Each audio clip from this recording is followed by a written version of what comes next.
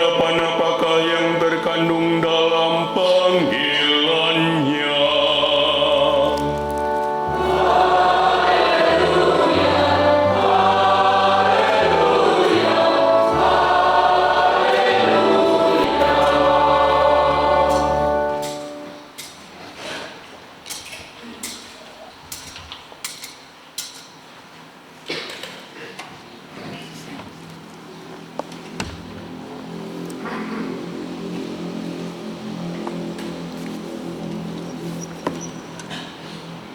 Tuhan bersamamu.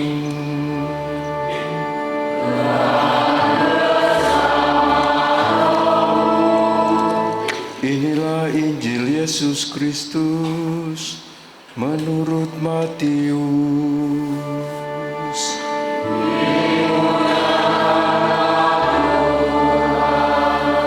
Bab 16 ayat 21 sampai 27.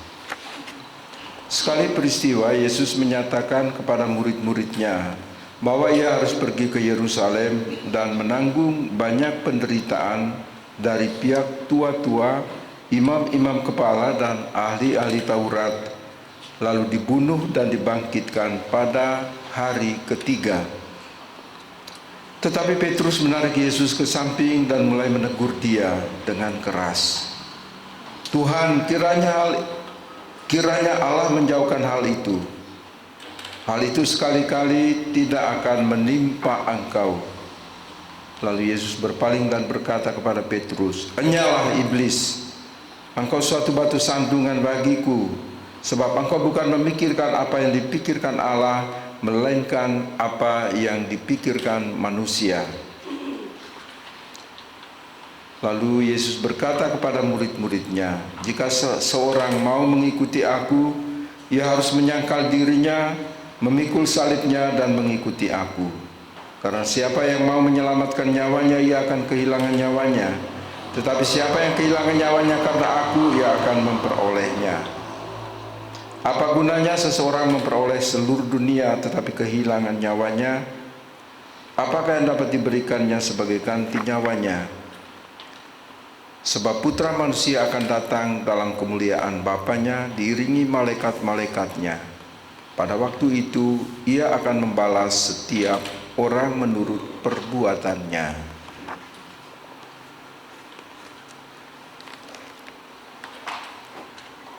Demikianlah sabda Tuhan.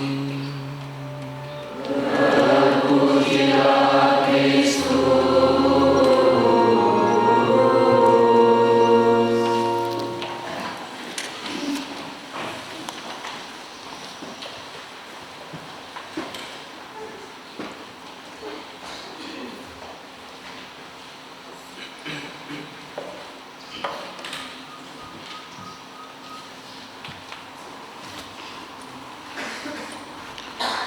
Bapak, Ibu, saudara-saudara sekalian yang terkasih di dalam Tuhan, pasti Anda mendengar suara saya agak merdu. Yakin? Kemarin saya melayani satu rombongan dari Jakarta di Gua Maria, Klaces, Nusa Kambangan. Setelah kita sampai di sana merayakan Ekaristi, medannya lumayan bagus. Sekembali dari sana kita tidak kembali ke Cilacap, tetapi mau ke rombongan itu dengan bis mereka mau ke Pangandaran. Karena itu mereka tidak kembali ke Cilacap tapi menyeberang ke pelabuhan Majingklak, Kalipucang. Saya pun akhirnya bilang kepada Mas Ahmad yang membawa saya, "Silakan Anda membawa mobil itu ke Kalipucang karena saya akan lewat jalan itu." Ternyata perjalanan kami dari sana, dari Klaces ke Kalipucang sebetulnya cukup dekat. Karena air surut sangat kecil, kapalnya kandas. Berusaha untuk menarik tidak bisa, lumpurnya terlalu banyak. Tunggu sampai air pasang, tidak ada pilihan lain. Akhirnya karena dingin dan lain-lain, saya mulai batuk. Akhirnya hari ini Anda mendapat suara yang merdu. Bapak, Ibu, saudara-saudara sekalian yang terkasih di dalam Tuhan, ada beberapa catatan dari Injil pada bulan Kitab Suci Nasional ini. Catatan yang pertama itu berbicara tentang diri Yesus sendiri. Yesus berkata, sejak waktu itu Yesus mulai mewartakan kepada murid-muridnya bahwa ia harus pergi ke Yerusalem dan menanggung banyak penderitaan dari para tua-tua, imam kepala, ahli-ahli Taurat, lalu dibunuh dan dibangkitkan pada hari ketiga. Dan ini tentang diri Yesus. Sejak waktu itu kapan? Itu sejak peristiwa di Kaisarea Filipi, ketika Yesus bertanya kepada para rasulnya, menurut orang siapakah aku ini? Ya, apa kata orang? Lalu ada yang berkata, kamu itu salah seorang nabi. Ada yang lain lagi berkata Elia, ada yang berkata Yeremia. Lalu Yesus mempertegas lagi, tetapi apa katamu, siapakah aku ini? Akhirnya Simon Petrus menjawab, engkau adalah Mesias, anak Allah yang hidup. Jadi sejak Petrus bisa menjawab pertanyaan ini, lalu Yesus mulai mewartakan, untuk pertama kali dia memberitahukan penderitaannya.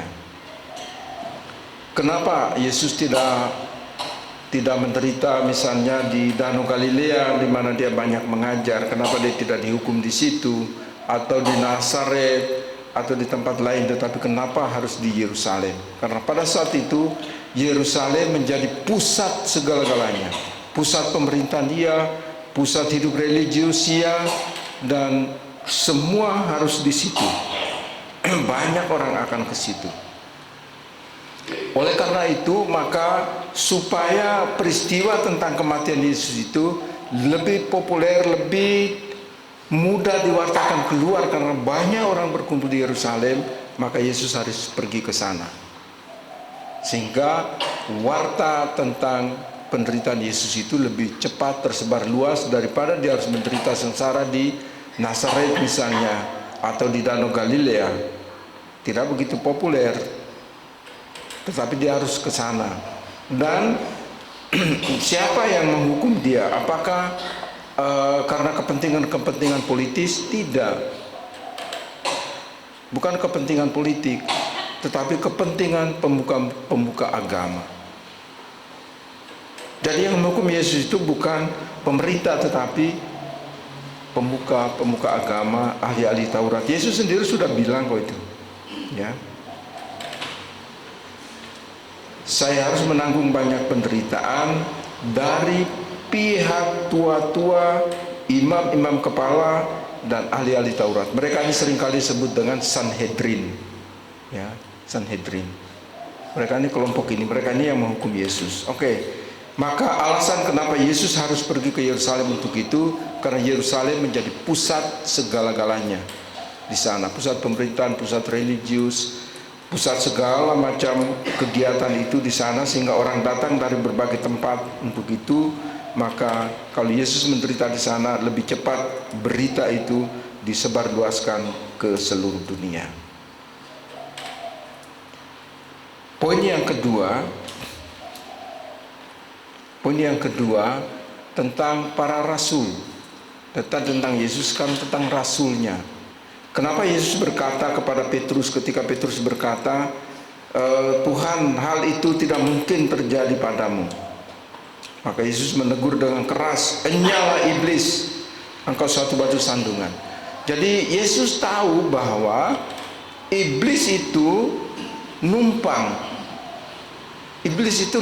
lewat Petrus untuk menggagalkan karya keselamatan Allah.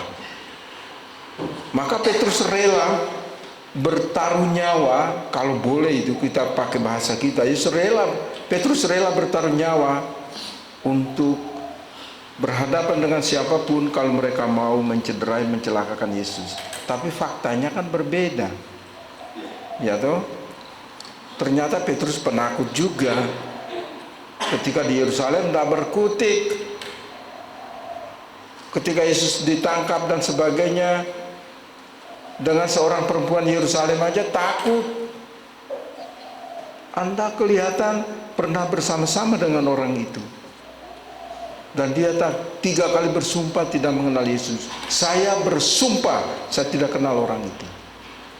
Tetapi Yesus juga sudah mengatakan kepada Petrus, engkau berani-berani begini, sebelum ayam berkokok engkau sudah menyangkal aku 3 kali. Dan itu terjadi. Kenapa itu bisa terjadi? Karena Yesus ya jelas dia Allah kan. Jadi segala sesuatu yang disampaikannya pasti terjadi. Itu tentang para rasul. Jadi begitu luar biasa mereka mau mempertaruhkan nyawa di situ. Saya pikir kalau untuk saat ini memasuki tahun politik ini juga mungkin banyak orang rela bertaruh nyawa untuk membela siapa yang menjadi calon pemimpin, entahkah Anies Baswedan dengan Caimin, entah Ganjar Pranowo dengan siapa, entah Prabowo dengan siapa lagi. Mungkin juga orang rela bertaruh nyawa, mau berdarah-darah. Mungkin di Banyumas ini bisa juga kan orang, wah kita harus bela Prabowo karena ada makam bapaknya di Dawan itu. Bisa juga kan? Berani pasang badan, siapapun nggak boleh. Bisa juga. Ini kisah para rasul, cerita para rasul tentang pembelaan mereka terhadap Yesus. Tapi kemudian faktanya berubah total. Ya, maka ini menjadi refleksi kita. Kadang-kadang kita juga berani, gagah berani, tetapi pada akhirnya menghadapi kesulitan kita juga lari tunggang langgang, takut, tidak berani untuk tampil dan sebagainya. Poin yang ketiga yang Romo mau garis bawahi adalah soal kemuritan, syarat untuk mengikuti Yesus. Karena Yesus sendiri berkata, setiap orang yang mau mengikuti aku, ia harus, ya, barang siapa mau mengikuti aku, ia harus menyangkal dirinya, memanggul salibnya, dan mengikuti aku. 3 hal ini kemuritan, supaya kita memang betul-betul dididik untuk menjadi militan murid Kristus. Jangan sampai kita menyerah dengan sebuah keadaan, sebuah situasi. Tapi apakah kita cukup militan? Banyak orang kan, banyak fakta, banyak kenyataan bahwa tidak semua bisa militan, rela bertaruh nyawa. Hanya karena kekayaan orang bisa pindah agama. Hanya karena, bukan soal pindah agama, meninggalkan Yesus. Hanya karena pangkat jabatan orang juga bisa meninggalkan Yesus. Banyak kok kenyataan hidup seperti itu. Maka Yesus bilang, kalau Anda memang mau menjadi muridku, harus menyangkal diri, memanggul salib setiap hari dan mengikuti aku. Jadi kita mengikuti Yesus itu tidak semudah itu. Yang terakhir adalah bahwa dengan mengikuti Yesus kita juga harus rela kehilangan nyawa. Ya, rela kehilangan nyawa.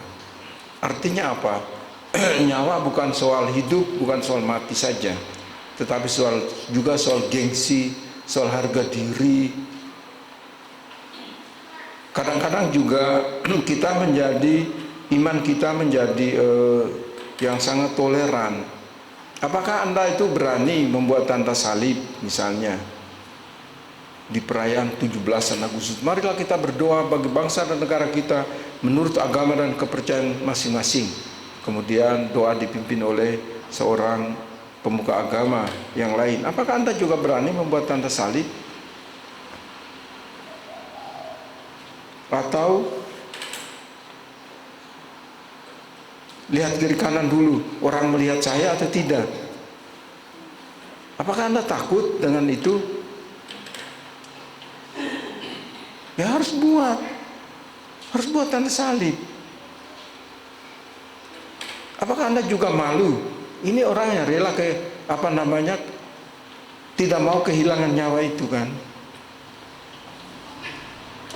Yesus bilang, katakan pada bagian Injil, bagian akhir dari Injil itu adalah bahwa barang siapa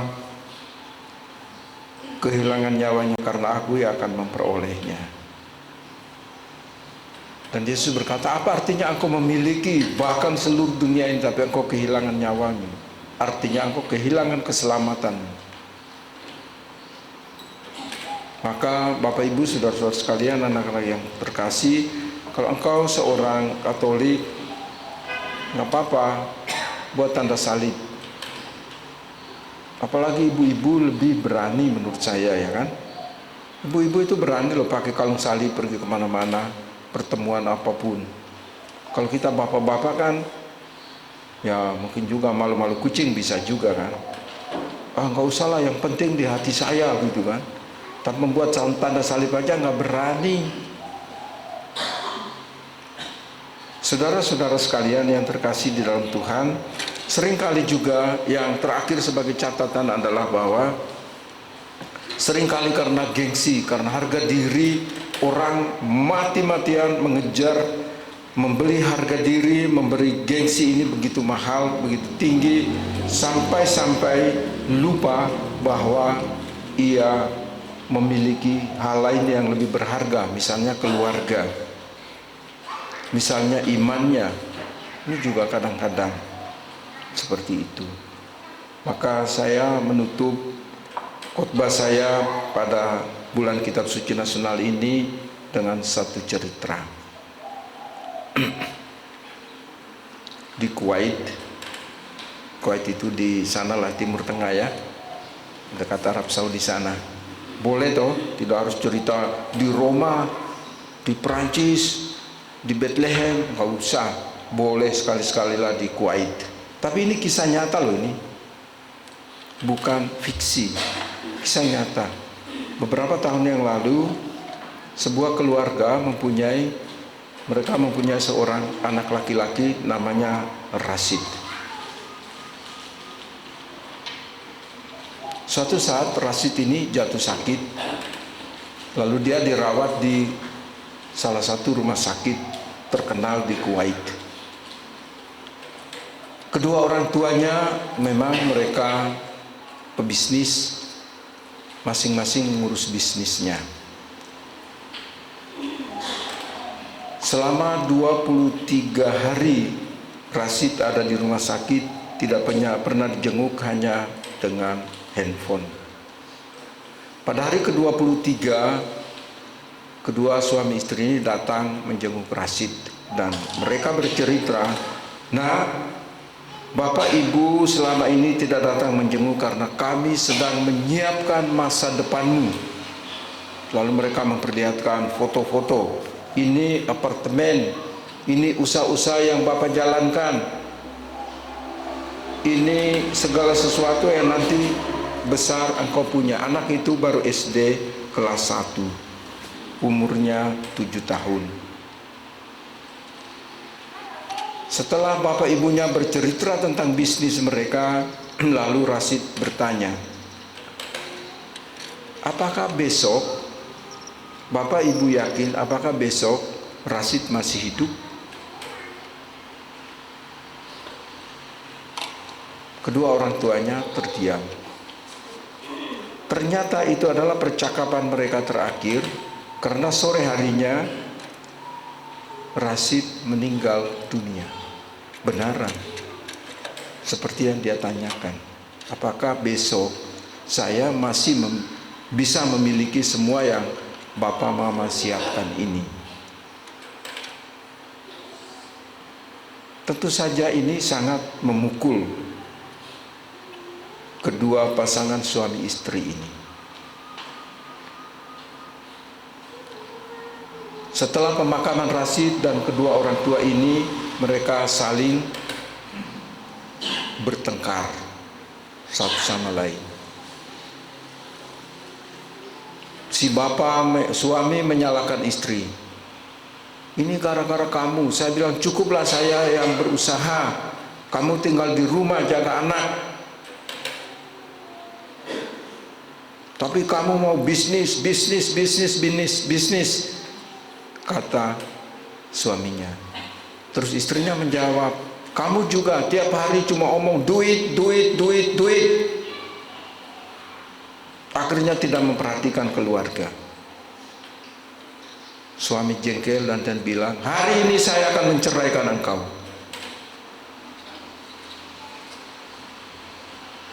Istrinya marah. Semua yang ada itu dilempar, dipecah. Termasuk juga foto di dinding di sebuah taman ketika Rasid dan kedua orang tuanya itu pergi berwisata di satu tempat. Dia pecahkan semua. Ternyata di balik foto itu Rasid kecil ini menulis, saya mau Bapak, Mama, dan Rasid kita tetap bersatu baik di dunia ini sampai kita mati. Kedua orang tua terdiam, saling memandang, lama-lama makin mendekat, berangkulan dan nangis. Sekarang kalau mau menangis sekarang. Kisah ini kisah nyata, sungguh menyedihkan. Akhirnya si suami bilang, saya tidak jadi menceraikan engkau. Kita akan hidup bersama juga dengan Rasid kecil yang telah mendahului kita. Bapak, Ibu, saudara-saudara sekalian yang terkasih di dalam Tuhan, pesan Yesus bagi kita supaya kita tidak hanya mengejar. Ini sebuah kisah nyata yang memperlihatkan kepada kita bahwa seringkali kita lupa bahwa kita punya keluarga. Seringkali kita lupa bahwa kita punya Tuhan. Kita hanya mengejar untuk gengsi, kita hanya mengejar untuk sukses, dan kita lupa hal yang paling hakiki di dalam kehidupan kita.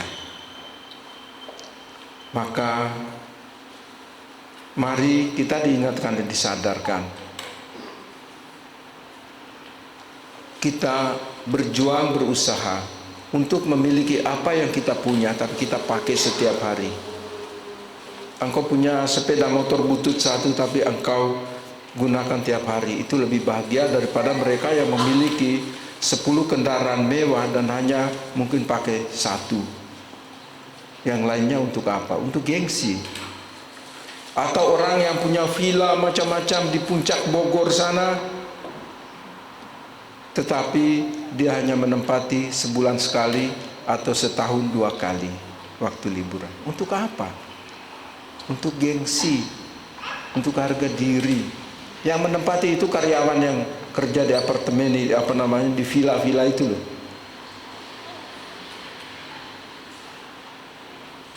Kita hanya memiliki tapi tidak menikmati. Kita hanya mengejar terus. Akhirnya situasinya seperti itu. Maka Yesus, sekali lagi yang terakhir, Tuhan Yesus mengajak kepada kita semua supaya menjaga keseimbangan dalam kehidupan kita, supaya jangan sampai ada yang didahulukan dan yang lain ditinggalkan.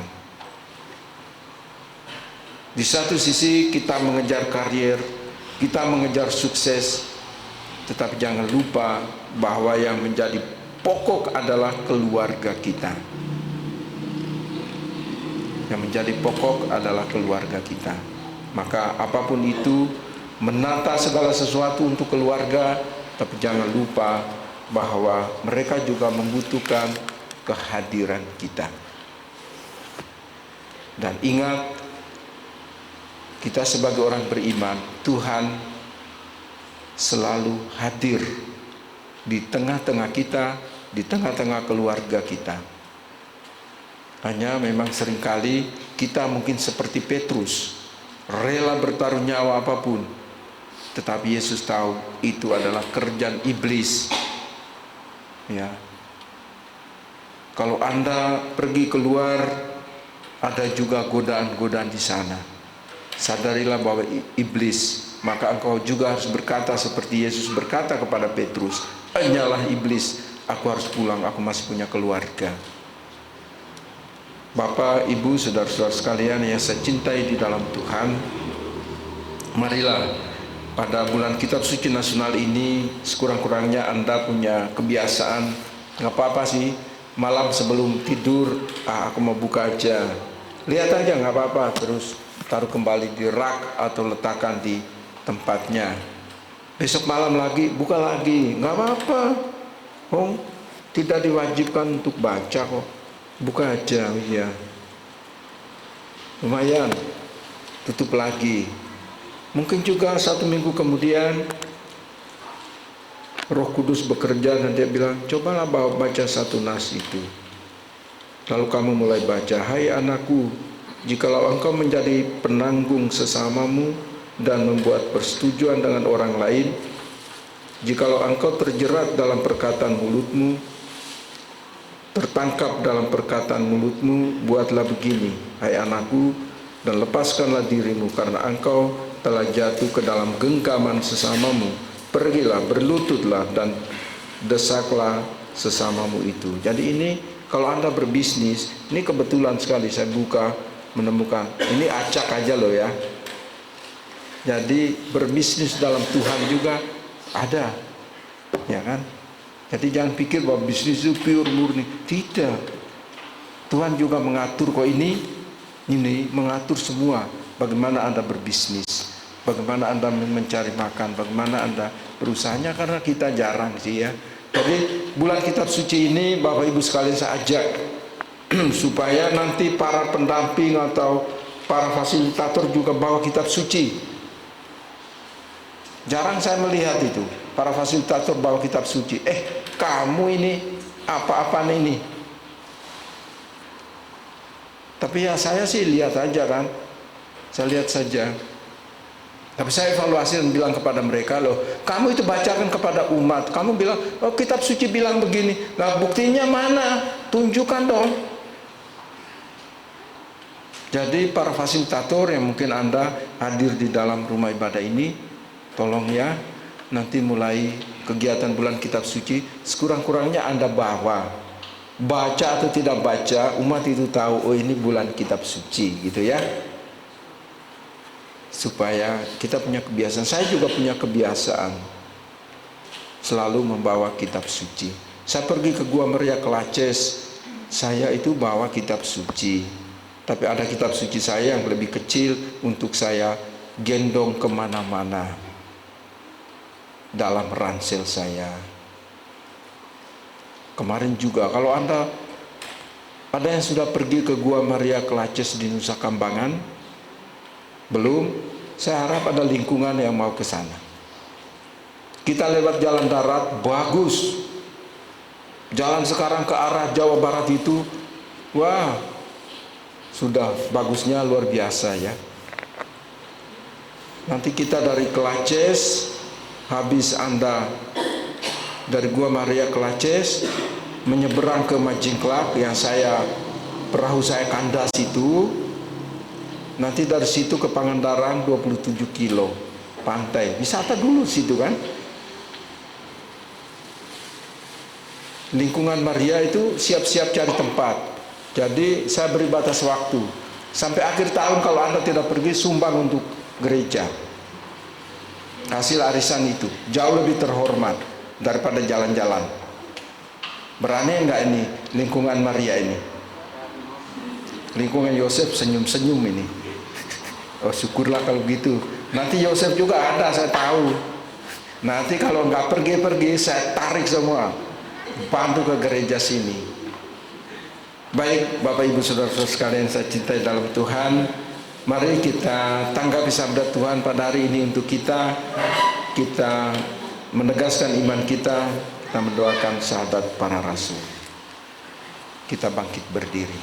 Aku percaya akan Allah,